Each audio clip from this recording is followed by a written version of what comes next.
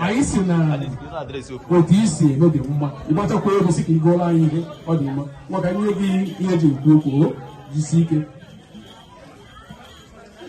ndị be anyị mma mmanụ nke onye chiri ya zere ndụ mmiri ndụ azụ onye awụwa ma ibe ya efula emere nwa ugwu emere nwa anụsi ike aha m bụ obere nwaada Vanessa Okonkwo abụ m onye Ukpo nne na nna m bụ Maazị Aloy na Chioma Okonkwo ha na-enye aka ịhụ na anyị na-amụ ma na-asụkwa Igbo n'ụlọ ụmụnne m bụ Kenechukwu Oziọma na Eva Chioma anyị niile so n'otu Fada Peter Igbo Kids International.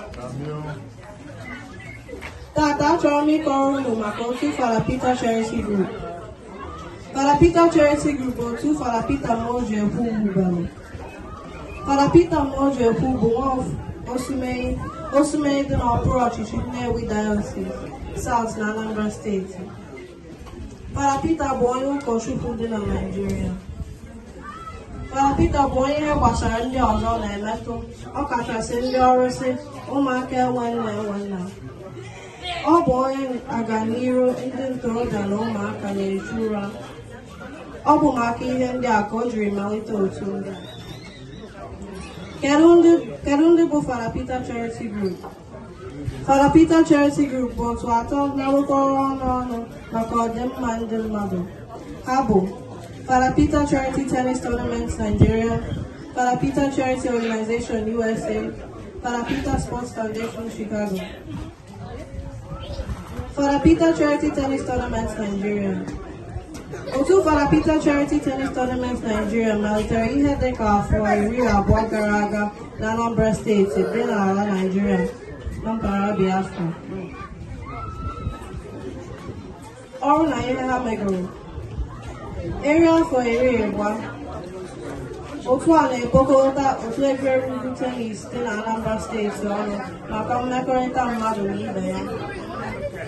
Ndị klọb ndị ahụ na-enwe nsọkọrịta mpi nke na-enwe ihe dịka ọnwa 2 maọbụ 3 n'afọ ọbụla. A na-eji ohere ahụ kọwara ha maka mkpa ọ dị iji ngọzi na onyinye Chineke nyere ndị ha ka mma aka. Ndị otu Fada Peter nke Naịjirịa na-enyere ndị ọrụsị aka. Ha na-enyerekwa ndị enwe nna enwe nna aka site na inye ha ihe dị iche iche. Ha na-enye otu ọbụla dịka mpa ha siri dị. Ha na-enye ha onyinye ego, ihe oriri, uwe, wheelchairs, clutches wdg. Ha na-enye ndị mmadụ ohere ịhụ dọkịta oyibo n'efu ma nyekwa ha ọgwụ n'efu n'afọ ọbụla.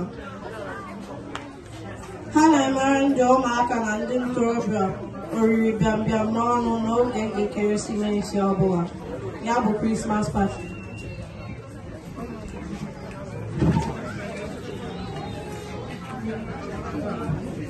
Ha nwere tennis academy na Anambra Steeti ebe a na-azụ ụmụaka na ndị ntorobịa ma na-ekụzikwara ha etu esi apịa